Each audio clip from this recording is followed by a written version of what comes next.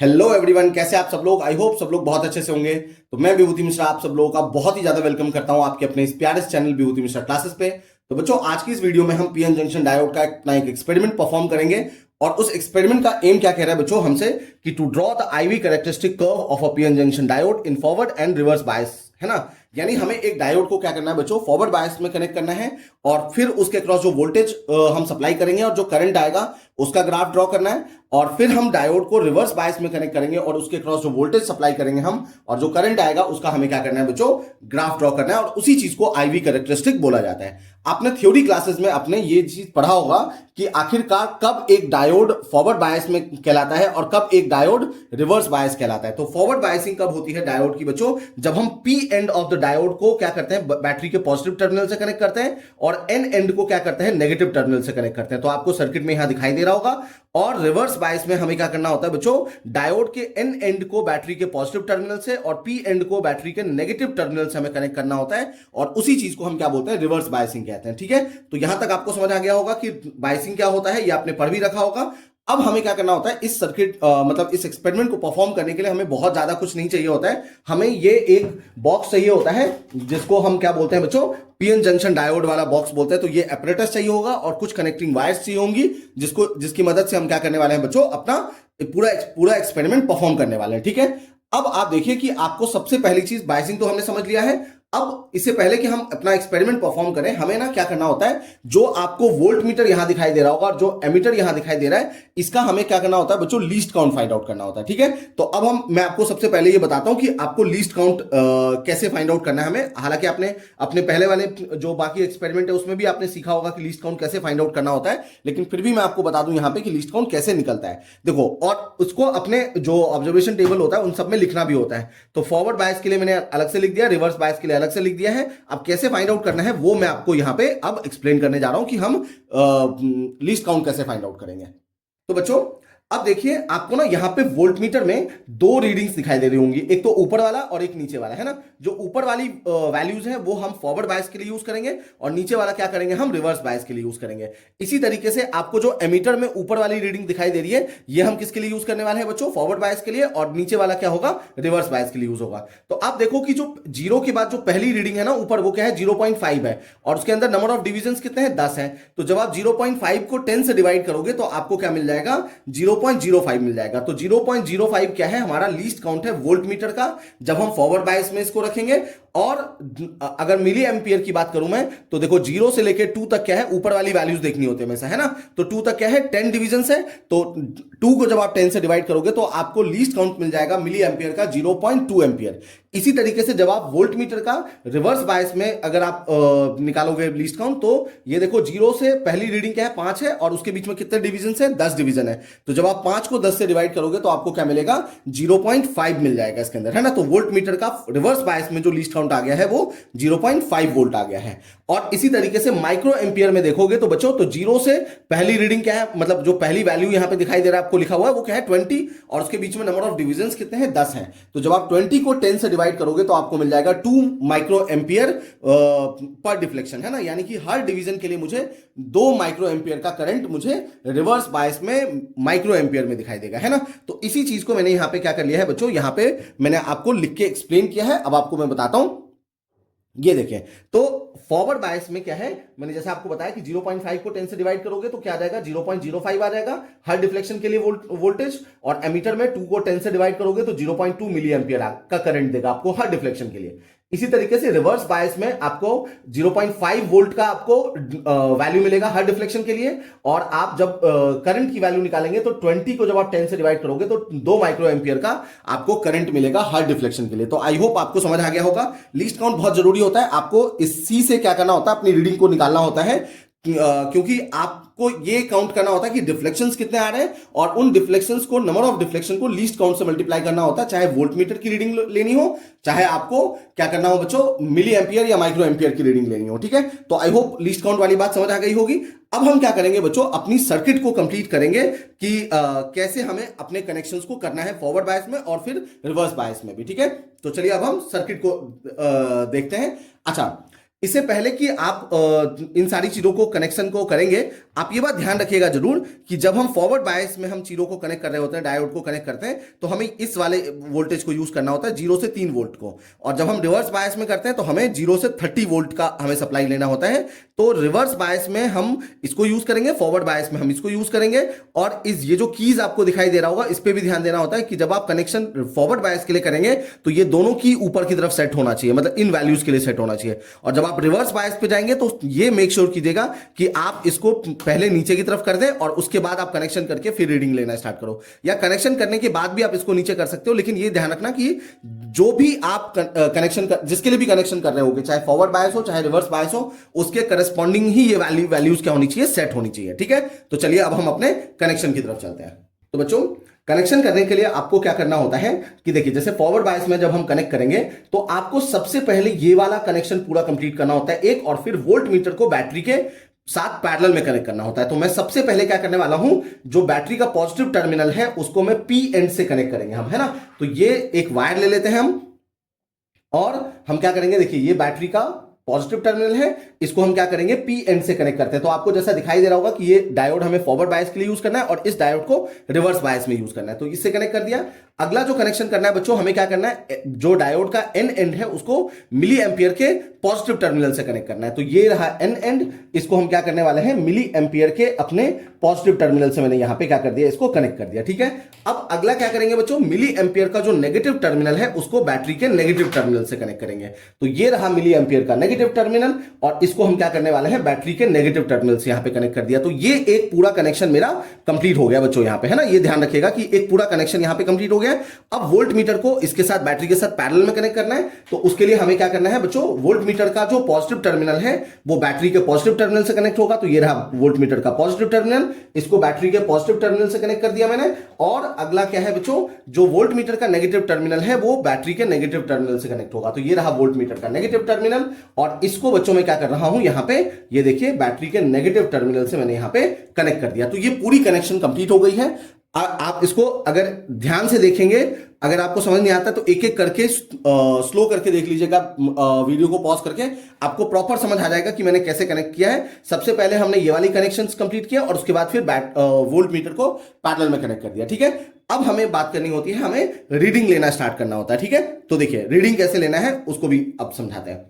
बच्चों, मैंने सर्किट को क्या कर लिया, ऑन कर लिया, और अब हम अपनी रीडिंग्स को लेना स्टार्ट करेंगे। तो मैंने रीडिंग के लिए देखो यहां पे सारी वोल्टेज की वैल्यू लिख ली है पहले, जो मुझे फॉरवर्ड बायस में वोल्टेज चाहिए। तो इनिशियली मैं वोल्टेज को क्या कर रहा हूं, 0.1 से इंक्रीज कर रहा हूं, और ऐसा इसलिए कर रहा हूं मैं क्योंकि मुझे सबसे पहले नी वोल्टेज निकालना होता है। इसको आप कट इन वोल्टेज भी कह सकते हो, यानी ऐसा वोल्टेज जिसके लिए मुझे सबसे पहली बार करंट मिलेगा, है ना। जो आपने ओम्स लॉ का एक्सपेरिमेंट किया था उसके अंदर क्या होता है बच्चों, कि जब आप वोल्टेज को बढ़ाते हो तो उसके करस्पॉन्डिंग करंट भी बढ़ता है। लेकिन इसमें आपको दिखाई देगा कि पहले जब आप वोल्टेज को इंक्रीज करोगे तो इनिशियली आपको बहुत कम करंट मिलेगा, लेकिन एक बार जब करंट मिलना स्टार्ट होता है उसके बाद बहुत सडन राइज आता है करंट के अंदर, है ना। तो मैं 0.1 से वोल्टेज को इंक्रीज करूंगा, और 0.1 वोल्ट लाने के लिए मुझे 2 डिफ्लेक्शन देना पड़ेगा, क्योंकि लीस्ट काउंट आपको दिखाई दे रहा होगा कि कितना है, 0.05 है। तो 0.05 को जब आप 2 से मल्टीप्लाई करोगे तो आपको 0.1 मिलेगा। तो हर बार में 2 डिफ्लेक्शन इंक्रीज करता जाऊंगा, और उसके करस्पॉन्डिंग वोल्टेज मैंने यहां तो लिख ही लिया है, और उसके करस्पॉन्डिंग मुझे करंट की वैल्यू को क्या करना होता है बच्चों, लिखना होता है। ठीक है, तो चलिए अब अपनी रीडिंग को लेना स्टार्ट करते हैं। और सबसे पहले हम क्या करेंगे, इसके अंदर 2 डिफ्लेक्शन देंगे वोल्ट मीटर के अंदर। तो मैं यहां पे वोल्ट मीटर में 2 डिफ्लेक्शन प्रोवाइड कर रहा हूं बच्चों, ये ध्यान रखिएगा। तो मैंने आपको जैसा दिखाई दे रहा होगा, वोल्ट मीटर में मैंने क्या कर लिया बच्चों, 2 डिफ्लेक्शन दे दिया है, लेकिन करंट में आपको कोई भी डिफ्लेक्शन दिखाई नहीं दे रहा है। तो उसके करस्पॉन्डिंग अपनी वैल्यूज को क्या कर लेते हैं, नोट कर लेते हैं। तो जो मुझे करंट मिल रहा है वो क्या है, 0 मिली एम्पियर का मिल रहा है। अब हम क्या करेंगे बच्चों, अपनी अगली रीडिंग को लेने वाले हैं, और उसके लिए मैं क्या करूंगा बच्चों, फिर से मैं यहां पे 2 और डिफ्लेक्शन दूंगा। तो टोटल डिफ्लेक्शन कितना हो जाएगा मेरे पास, यहां पे 4 हो जाएगा। ध्यान रखिएगा, मुझे 5 से 1 कम रखना है इसके अंदर, है ना। तो 5 से 1 कम रखेंगे तो ये रहा मेरे पास टोटल 4 डिफ्लेक्शन। ठीक है, अब आप देखो कि जब 4 डिफ्लेक्शन है तब भी आपको करंट के अंदर कोई वैल्यू दिखाई नहीं दे रहा, वो बिल्कुल वैसा ही है। तो इसके करस्पॉन्डिंग भी क्या करते हैं, अपनी वैल्यूज को नोट कर लेते हैं। तो जब हमारे पास 0.2 वोल्टेज का है तब भी मुझे करंट कुछ भी नहीं मिला है इसके अंदर, है ना। अब हम अपनी अगली रीडिंग को लेंगे, और अगली रीडिंग के लिए मैं फिर से क्या कर रहा हूं बच्चों, यहां पे 2 और डिफ्लेक्शन दे रहा हूं। तो टोटल डिफ्लेक्शन हो जाएगा मेरे पास कितना, 6। और अब आप देखो कि जब मैं यहां पे इसको यहां से 4 के बाद जब मैं इसको इंक्रीज कर रहा हूं तो देखो आपको जो मिली एम्पियर है उसके अंदर आपको डिफ्लेक्शन दिखाई दे रहा होगा, यानी कि अब आपको डिफ्लेक्शन मिलना स्टार्ट हो जाएगा। तो जब मैंने इसको 6 डिफ्लेक्शन कर दिया यहां पे, आप देखो कि मैंने कितना कर दिया बच्चों, 6 डिफ्लेक्शन कर दिया। थोड़ा सा आगे चला गया है, इसको थोड़ा सा कम कर देते हैं, हाँ, तो 6 डिफ्लेक्शन है। और उसके करस्पॉन्डिंग अगर आप देखोगे तो मिली एम्पियर में आपको एक डिफ्लेक्शन दिखाई दे रहा है। तो उसके लिए अगर हम वैल्यूज को लिखें तो देखिए हमारे पास वैल्यू क्या हो जाएगा, जो करंट की वोल्टेज की वैल्यू है वो तो 0.3 है, लेकिन जो करस्पॉन्डिंग करंट आएगा उसको मुझे एक डिफ्लेक्शन था उसको 0.2 से मल्टीप्लाई करना है ना। तो जब हम 0.2 से मल्टीप्लाई करेंगे तो मेरे पास यहां पे 0.2 का क्या हो जाएगा, मिली एम्पियर का करंट मिल जाएगा। अब अगली फिर से रीडिंग लेते हैं और अगली रीडिंग के लिए फिर से हम क्या करेंगे बच्चों, 2 और डिफ्लेक्शन देंगे। अभी तक मैं टोटल 6 डिफ्लेक्शन दे चुका हूं और अब मुझे 2 और डिफ्लेक्शन देना वोल्ट मीटर में, तो ये हो जाएगा कितना, 8 डिफ्लेक्शन हो जाएगा। तो देखो यहां पे मैंने टोटल 8 डिफ्लेक्शन यहां पे दे दिया है इसके अंदर, है ना, आपको दिखाई दे रहा होगा। आपको भी इसी तरीके से धीरे धीरे अपनी वोल्टेज की वैल्यू को इंक्रीज करना है। तो जब आप 8 डिफ्लेक्शन दे देते हो, थोड़ा सा और इंक्रीज करते हैं तो ये 8 पे आ जाएगा। हाँ, अब आप देखो कि आपको मिली एम्पियर में कितने डिफ्लेक्शन दिखाई दे रहे हैं। तो मिली एम्पियर में अगर आप करंट की डिफ्लेक्शन को देखोगे, मतलब डिफ्लेक्शन देखोगे तो बच्चों तो 3 डिफ्लेक्शन आपको दिखाई दे रहा होगा। और इसके करस्पॉन्डिंग जब मैं वैल्यूज को यहां पे नोट कर रहा हूं तो मुझे मिल गया है कितना, जब हम 0.2 को मल्टीप्लाई करेंगे 3 से तो 0.6 क्या मिलेगा मुझे, वोल्टेज मिल जाएगा। और अपनी सारी रीडिंग्स को बच्चों आपको इसी तरीके से क्या करना होता है, नोट करना होता है, ठीक है। चलिए एक और रीडिंग ले लेते हैं हम। तो अगली रीडिंग लेने के लिए मैं क्या कर रहा हूं, फिर से इसको 2 और डिफ्लेक्शन दूंगा इसके अंदर। तो अभी 8 पे है और ये टोटल कितना हो जाएगा, 10 पे आ जाएगा, यानी कि 0.5 पे आ जाएगा। और उसके करस्पॉन्डिंग अगर आप यहां पे देखो बच्चों तो आपको कितना मिल रहा है, 4 डिफ्लेक्शन दिखाई दे रहा होगा, है ना। आप देखो यहां पे 4 और 5 है, मतलब तो हम 4 भी लिख सकते हैं। 4 और 5 के बीच में मुझे टोटल, हाँ, 4 डिफ्लेक्शन मिल रहा है मुझे यहाँ पे। अब यहां से आपको जो दिख रहा होगा, लेकिन ये चार डिफ्लेक्शन है। तो इसके करस्पॉन्डिंग अगर हम वैल्यूज को लिखें तो हमें क्या मिल जाएगा, जब हम 4 को मल्टीप्लाई करेंगे 0.2 से तो मुझे मिल जाएगा 0.8 मिल जाएगा इसके अंदर, ठीक है। तो ये आप देखो कि यहां पे आपको जो वैल्यूज होगा, वोल्टेज में मैं 0.1 वोल्ट का ही वैल्यू इंक्रीज कर रहा हूं, लेकिन आप देखो यहां पे जो करंट की वैल्यू है वो किस तरीके से इंक्रीज हो रहा है। और अब आप देखना कि आपको सडनली राइज दिखाई देगा किसके अंदर, करंट के अंदर। तो अब बच्चों मैं यहां से फिर से 2 और वोल्ट डिफ्लेक्शन यहां पे दे रहा हूं उसको वोल्टेज में। अब आप देखो 2 और डिफ्लेक्शन देने पे आपको जो टोटल डिफ्लेक्शन यहां पे दिखाई दे रहा होगा इसके अंदर, वो कितना है मेरे पास, 5 और 1 6 डिफ्लेक्शन, 7 डिफ्लेक्शन दिखाई दे रहा है मुझे यहां से, है ना। तो टोटल 7 डिफ्लेक्शन है। और 7 डिफ्लेक्शन के लिए जब आप करंट की वैल्यू को लिखोगे तो आपको कितना मिल जाएगा बच्चों, 1.4 एम्पियर का, मिली एम्पियर का करंट मिल जाएगा। अब आप देखो कि कितना ज्यादा राइज आपको दिखाई देगा, है ना। फिर से हम क्या करेंगे बच्चों, इसके अंदर 2 और डिफ्लेक्शन लेंगे वोल्टेज के अंदर। तो जब हम 2 और डिफ्लेक्शन लेंगे, अभी तक हम टोटल 12 डिफ्लेक्शन दे चुके हैं। और अब जब मैंने इसको टोटल 14 डिफ्लेक्शन दे दिया इसके अंदर, ये देखो 14 डिफ्लेक्शन आ गया है। अब 14 डिफ्लेक्शन में आप अगर मिली एम्पियर में टोटल डिफ्लेक्शन को काउंट करोगे तो आपको यहां पे दिखाई दे रहा होगा कि जो 10 है उससे एक पहले है, यानी कि 9 डिफ्लेक्शन मिल रहा है मुझे। और 9 को जब हम 2 से मल्टीप्लाई करेंगे तो हमें जो अपनी रीडिंग मिलने वाला है वो कितना हो जाएगा, 1.8 क्या हो जाएगा मेरे पास, मिली एम्पियर का करंट आ जाएगा। और इसी तरीके से आपको अपनी सारी वैल्यूज को क्या करना होता है बच्चों, कंप्लीट करना होता है। तो मैं क्या करता हूं, अपनी इस पूरे टेबल को यहां पे कंप्लीट करके और फिर मैं आपको बताता हूं कि सारी वैल्यूज मेरे पास कितनी आ रही है यहां पे। तो बच्चों ये देखिए मैंने पूरी ऑब्जर्वेशन टेबल कंप्लीट कर लिया है मैंने। जैसे जैसे मैंने बताया था आपको उसी तरीके से क्या करना होता है, अपनी कंप्लीट करनी होती है। लास्ट वाली रीडिंग अगर आप देखेंगे तो देखिए आपको यहाँ पे क्या है कि जो वोल्टेज है मैंने वो 2.5 यहाँ पे प्रोवाइड किया है, देखिए 2.5 है। और उसके करस्पॉन्डिंग आप देखो कि करंट कितना है, आपको 10 के आसपास मिल रहा है ना। तो ये कितना ज्यादा राइज दिखाई देता है आपको। और अगर मैं 2.5 के बाद हल्का सा भी इसके अंदर इंक्रीज करूंगा तो देखना आप करंट कितना एकदम से राइज कर जाएगा। यहाँ पे देखो ये जैसे होगा, ये रेंज के बाहर ही चला गया, मतलब अब वो दिखाई नहीं देगा। तो मतलब ये जो मिली एम्पियर है वो मेरा 10 मिली एम्पियर तक ही मेजर कर सकता है। तो उसके बाद हल्का सा भी इंक्रीज करने पे ये बहुत ज्यादा राइज दिखाई देता है। तो इसी तरीके से अपने क्या करना होता है बच्चों, सारी रीडिंग्स को लेनी होती है। तो ये जो सारी रीडिंग आपको यहाँ पे दिखाई दे रहा है उसी के करस्पॉन्डिंग अब हम क्या करने वाले हैं, वीआई कैरेक्टरिस्टिक ग्राफ ड्रॉ करेंगे, ठीक है। तो पहले हम क्या करेंगे, फॉरवर्ड बायस के लिए हम क्या कर लेते हैं, रीडिंग मैंने ले लिया। अब हम क्या करेंगे, रिवर्स बायस के लिए भी मैं आपको कनेक्शन बता रहा हूं और फिर उसकी रीडिंग लेकर के और फिर हम सारा एक साथ ग्राफ प्लॉट करके मैं आपको बताऊंगा कि किस तरीके से ग्राफ आपको मिलने वाला होता है इसके अंदर। तो बच्चों अब हम क्या करेंगे, रिवर्स बायस के लिए कनेक्शंस करेंगे। और उसके लिए सबसे पहले हमें क्या करना होता है, इसको, इस दोनों कीज को, जैसे मैंने आपको बताया था कि इसको नीचे की तरफ सेट कर लीजिए।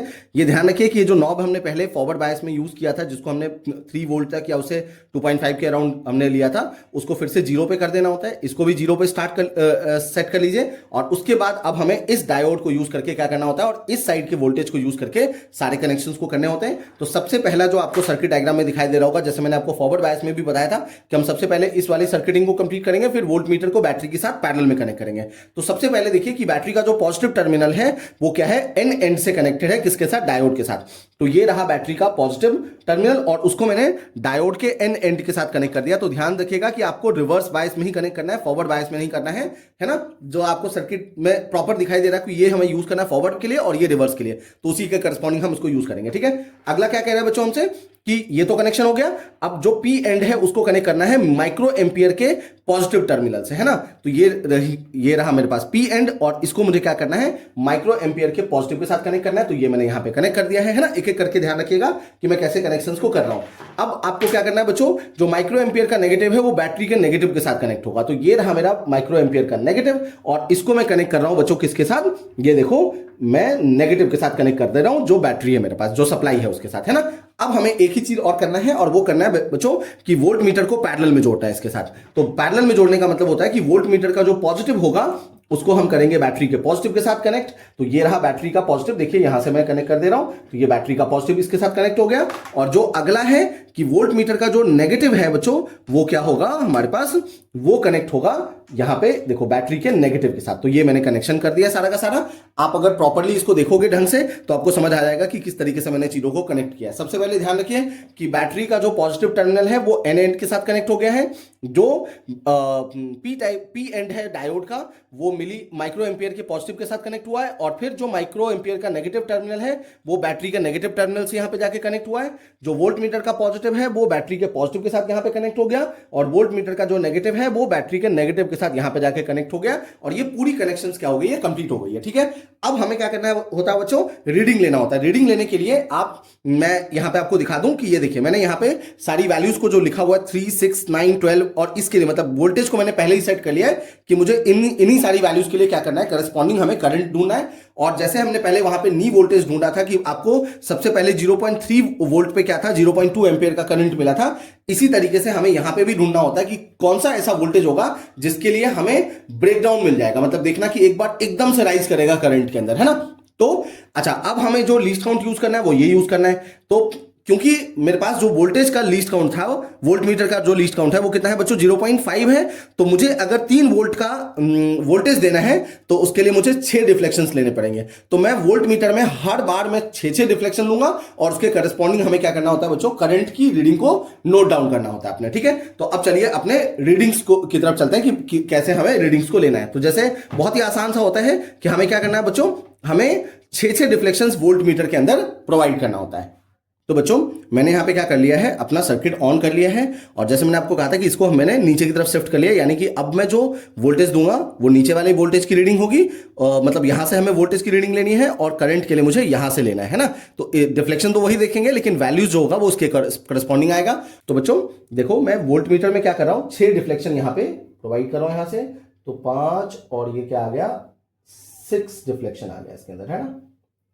वोल्ट मीटर में मैंने 6 डिफ्लेक्शन दिया है, और उसके करस्पॉन्डिंग आपको क्या करना होता है, आपको देखना होता है कि मुझे माइक्रो एम्पियर में कितने डिफ्लेक्शन मिल रहा है। तो जो माइक्रो एम्पियर में आप टोटल डिफ्लेक्शन देखोगे वो 3 डिफ्लेक्शन आपको दिखाई दे रहा है, और 3 को जब आप क्या करोगे, 2 से मल्टीप्लाई करोगे तो आपको क्या मिलने वाला होता है बच्चों, 6 माइक्रो एम्पियर का क्या होगा, आपको करंट मिल जाएगा इसके अंदर, है ना। फिर से क्या करेंगे हम, फिर से 6 और डिफ्लेक्शन प्रोवाइड करेंगे इसके अंदर। तो देखिए अब मैं क्या कर रहा हूं, यहां से 6 और डिफ्लेक्शन दे रहा हूं, तो टोटल कितना हो जाएगा, 12 डिफ्लेक्शन हो जाएगा, ध्यान रखिएगा इसके अंदर। तो अब मैंने बच्चों क्या कर दिया, यहां पे टोटल 12 डिफ्लेक्शन इसके अंदर प्रोवाइड कर दिया है, और उसके करस्पॉन्डिंग आप देखो कि आपको माइक्रो एम्पियर में कितने टोटल डिफ्लेक्शन दिखाई दे रहे हैं। तो टोटल डिफ्लेक्शन आपको 5 दिखाई दे रहा है इसके अंदर, है ना, देख रहे हो आप, 5 डिफ्लेक्शन दिखाई दे रहा है। तो 5 के लिए मुझे जब वैल्यूज हम लिखेंगे इसके अंदर, तो 5 को 2 से जब आप मल्टीप्लाई करोगे तो आपको क्या मिल जाएगा, यहां पे 10 मिल जाएगा इसके अंदर, है ना। तो 10 माइक्रो एम्पियर का क्या हो गया, करंट मिल गया मुझे। फिर अब हम क्या करेंगे बच्चों, अगला दो और मतलब 6 और डिफ्लेक्शन प्रोवाइड करेंगे। तो अभी तक मैंने टोटल 12 डिफ्लेक्शन प्रोवाइड कर दिया, अब टोटल 6 और डिफ्लेक्शन दोगे तो ये आ जाएगा 18 पे आ जाएगा बच्चों यहाँ पे, है ना।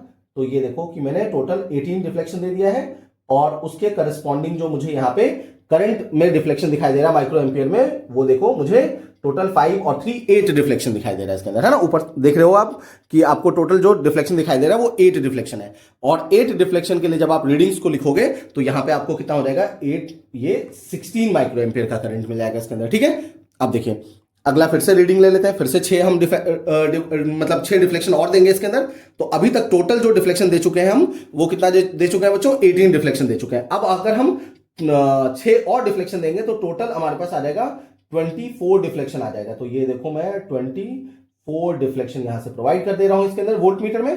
और वोल्ट मीटर में जब हम मैंने 24 डिफ्लेक्शन दिया है तो मुझे यहां पे 21 डिफ्लेक्शन मिल रहा है इसके अंदर। किसके अंदर, देखो आपको माइक्रो एम्पियर में 21 डिफ्लेक्शन दिखाई देगा। और 21 डिफ्लेक्शन का मतलब होता है मेरे पास कि यहां से सॉरी 21 कह रहा हूं मैं इसके अंदर, ये जो मुझे मिल रहा है वो 10 और 1 11 डिफ्लेक्शन मिल रहा है। और 11 को जब आप 2 से मल्टीप्लाई करोगे तो जो बच्चों आपको वैल्यू मिलेगा वो 22 माइक्रो एम्पियर का मिलेगा। तो यहां पे हम क्या लिखेंगे, इसको 22 लिख लेते हैं। तो ये 22 माइक्रो एम्पियर का क्या हो गया, करंट हो गया।